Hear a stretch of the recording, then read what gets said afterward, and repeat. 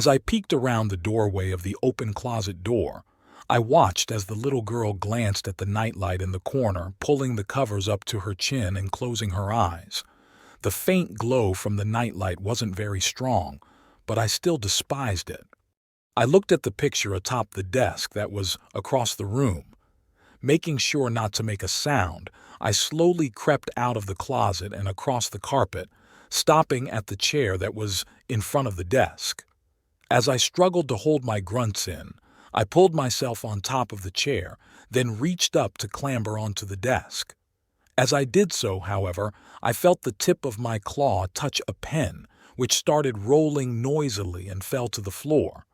Swiftly pulling myself up, I heard the little girl let out a sleepy sigh as I quickly hid behind her backpack. Luckily, she had chosen to place it on the desk when she had come home from school earlier. As I held my breath, I peered around the backpack, feeling a sense of relief as I saw that she had rolled onto her side, facing away from me. My pointed ears suddenly perked up and I looked towards the window. I wasn't sure how, but I had to warn the little girl. They were coming and would be here soon. I picked up the picture frame and set it flat on the desk, glancing towards the bed. She was fast asleep, which was confirmed by her tiny snores. There was a soft scratching sound as I carved an X across the glass over both of her parents' faces. When I finished, I picked up the picture frame and went to turn around, intending to throw it to the floor. However, as I turned, I saw the little girl's surprised face staring up at me, and an absolute look of terror in her eyes. I threw the picture frame to the ground, pointing at it, then quickly started to lower myself from the desk to the chair, just as an ear-splitting scream filled the room. I lost my grip and fell against the chair, grunting as I hit the carpet. Her scream seemed to get louder as I picked myself up and crawled as fast as I could to the closet, jumping inside just as the door to the room opened. I managed to bury myself in loose clothing and anything else I could quickly find just as the little girl's mother switched on the light. As I peeked from underneath the clothes, I watched the little girl point to the desk, then at the closet. Her mother was shaking her head back and forth and saying something in a soothing tone, just as her father walked into the room. He seemed very angry with the tone of his words, but then the little girl pointed to the picture on the floor and he bent down and picked it up. His voice only sounded more angry now, and the little girl started crying again. He set the picture back on the desk. Then both he and the mother walked out of the room, shutting the light off and closing the door behind them. Not moving an inch, I watched the little girl sit up in bed. Sniffling and wiping her eyes on her shirt, her gaze kept shifting from the nightlight to the closet. After a while, though, I could tell that sleepiness was taking over, and she let herself slump back underneath the covers. Her stare never left the closet, however. They were here.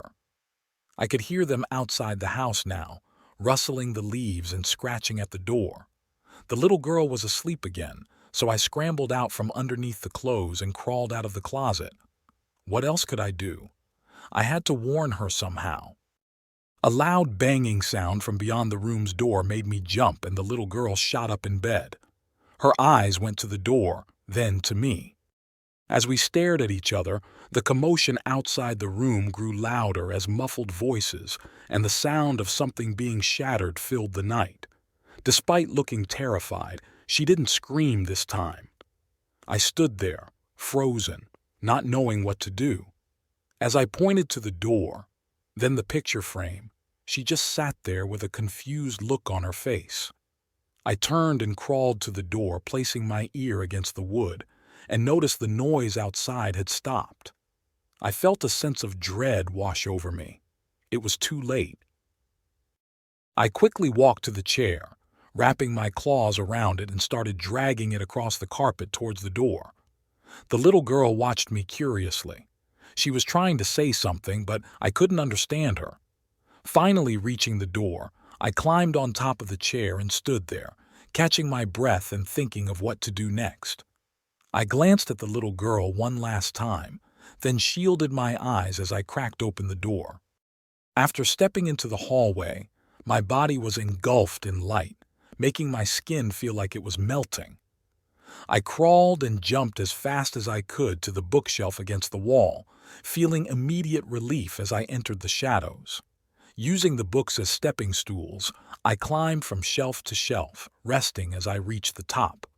I could hear various noise coming from down the stairs, and the sudden sound of tiny footsteps made me look to my left. To my despair, the little girl had entered the hallway and was walking towards her parents' room. I watched as she walked through the open doorway and flipped the light on, looking around.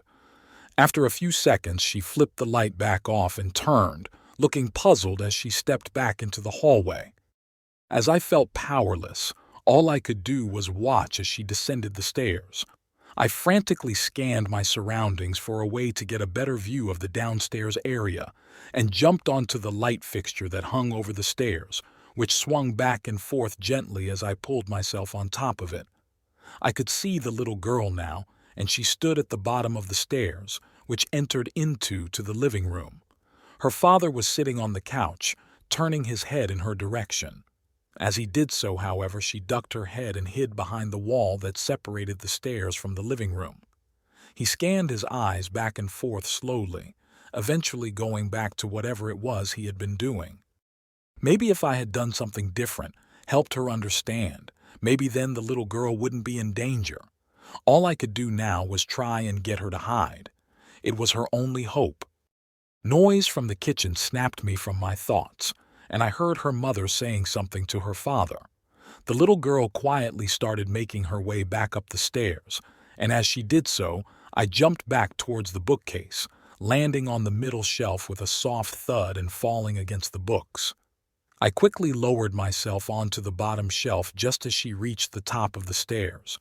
But as I landed on my pile of books I'd used to climb earlier, the top book slid under my weight and I slipped. There was a sudden cracking sound, and as I rolled onto my side, I immediately felt a searing pain in my left leg. My eyes filled with tears as I turned my head to the left, and I saw the little girl stopped in the hallway, looking in my direction. I had to help her. I still had a chance. I knew she couldn't quite see me because it was dark and I was in the shadows, so I tried with all my might to raise myself to my feet.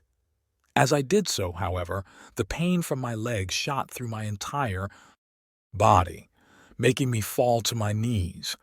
I tried to blink through the tears as the little girl walked down the hall to her bedroom, stepping inside and closing the door behind her. Eventually, I managed to muster enough willpower to crawl off the bottom shelf onto the hardwood floor. With every movement, the pain seemed to grow more agonizing, but I couldn't allow myself to stop trying. I had to show her. The hallway light making my skin sizzle and start to bubble, I crawled slowly towards the little girl's bedroom door and scratched my claws against the wood.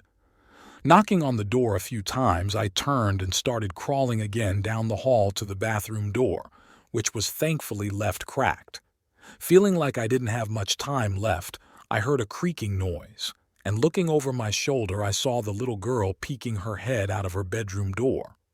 As we stared into each other's eyes, I pointed towards the bathroom, then squeezed myself through the opening. As I felt the instant relief from entering the shadows once inside, I frowned at the scent of copper filling my senses, then began crawling to the corner of the bathroom. Suddenly I slipped in something wet, and the pain that shot through my body as I fell, that the floor was unbearable.